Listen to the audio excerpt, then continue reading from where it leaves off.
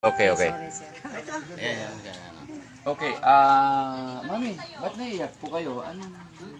Sa tuwa, na tayo. Nakablito na yung ano. Hindi, yung harang ka na- Kayo po yung nanay nung asawa ni Jonas na nakunan. Kambal po yun. Ano yung pangarap niyo magkaroon ng kambal? Live yan. May amang Pinapalive din, sir. May lahi sila, no? Pinapalive. Hawakan mo. kasi yung bunso namin, dun sa kabuti. Kay sir yan, ha? Pero noong dinemolish yung bahay, nakiusap po kayo. Makiusap. Hindi namin nakausap. Tinakbo muna kasi yung nagpupuka na. Na-stress na siya. Na-stress na, biglang nagdugo. Kaya sinakay.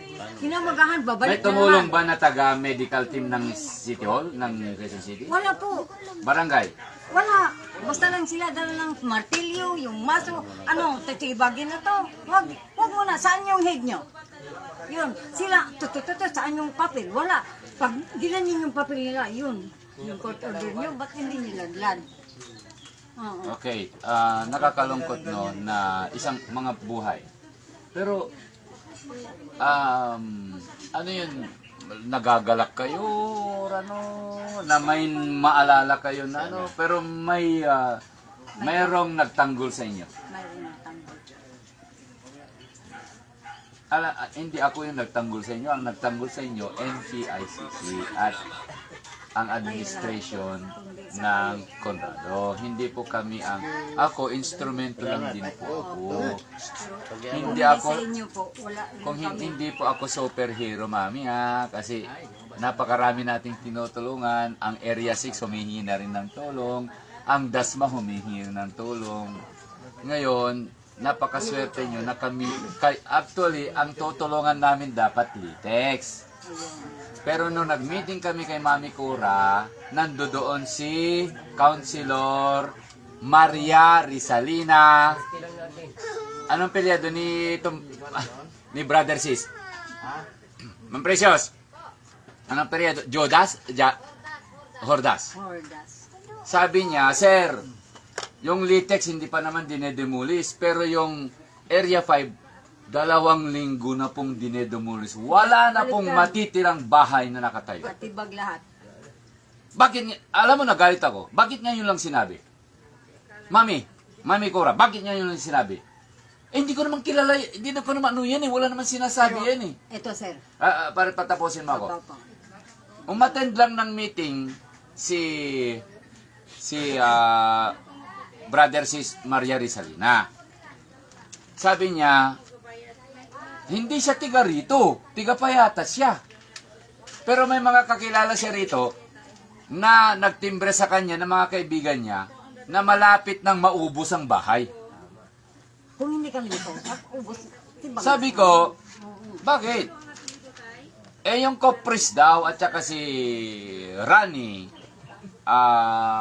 Lodovica na wanted ng PNP as the 9th among the 22 land grabbing syndicate ng Quezon City na naging consilor ninyo sa Distrito Quezon City.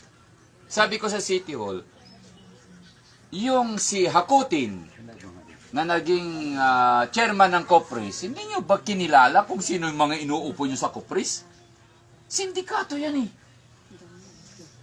Kaya pala pag Legal department ang aking kausap. Okay?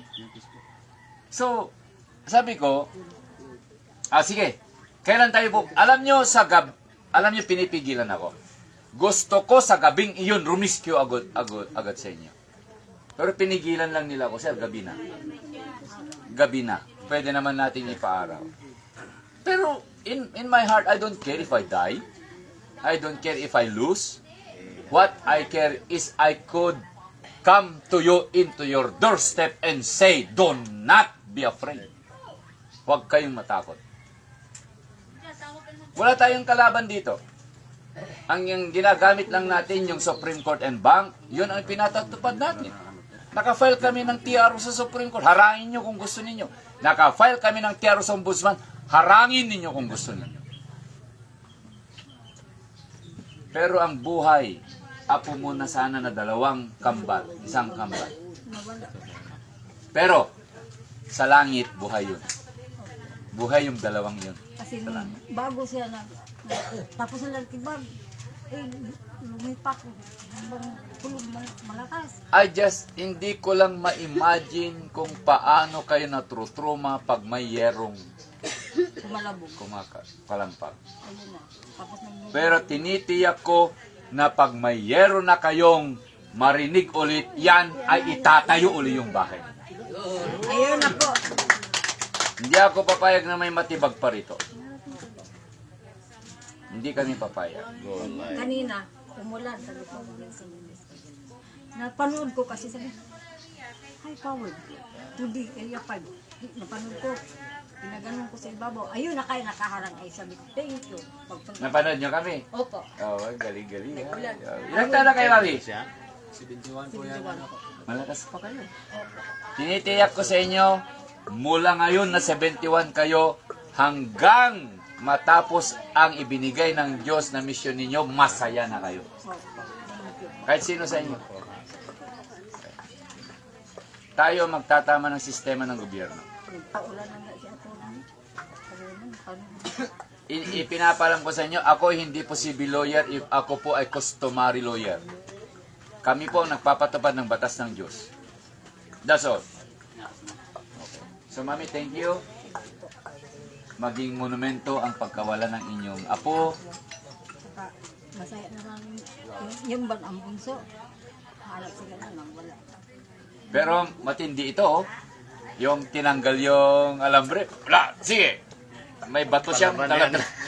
Ayun. Pero maliit. Hindi malaki. Malaki po. Maliit lang eh. Hindi bubukol yun. Si Agnes naman. Kababayan ko to. Ayun. Ganyang kawarrior ang mga yan. Ayun. Talaga. Ang tawag sa mga Ilocano, mga tigre. Hindi. Tigre ng katotohanan. Nasa ano ba? Nasa Wala kayong mababalitan ng mga kriminal ng Ilocos Norte. Kasi yan, nababalitaan nyo lang sa Ilocos Norte, mga kuripot. Ayun. Pero, marunong lang silang gumamit ng kanilang pera. Pero ako, hindi po kami kuripot. Matindi si Ilo de Vega pagharap. Mura ng mura. Konsilo, gising pa. Dun sa nagbantay sa Kaibangis. naatake daw eh. Nausap ko. Wala. Hindi ka pakinggan. Naatake daw, hindi po kami kasalanan yun. Kung natake ka man, brother, hindi po namin kasalanan yun. Basta Tumaas ang dugo niya talaga doon. Sa kakaikot yan. Basta pinalangin Mura ng namin mura. na sana ang Diyos patawarin niya yung mga gumagawa ng kaalipustahan sa kapwa-tao. Ipinapanalangin namin. Okay, Mami, congratulations! Kayo po ay mapanatag at mapayapa na simula mo ngayon hanggang katapusan. Katapusan ng mundo, hindi katapusan ng July. Ayun. Hanggat may buhay pa. Magpasalamat kayo sa mga warrior. Kampi na tayo. Mga warrior. Ayan. Yan. Huwag ka na malungkot ko na. Basta, manatili kayong nananampalataya sa Diyos na buhay. Pagdating ng araw, yung mga apo ninyo ang sasalubong sa inyo. Bro! Pagdating ninyo. Okay? Ano yan? Okay. Thank you. Indeed. Mami, thank you very much. God bless po sa inyo. Alis ka na. Okay. So, ayan yan.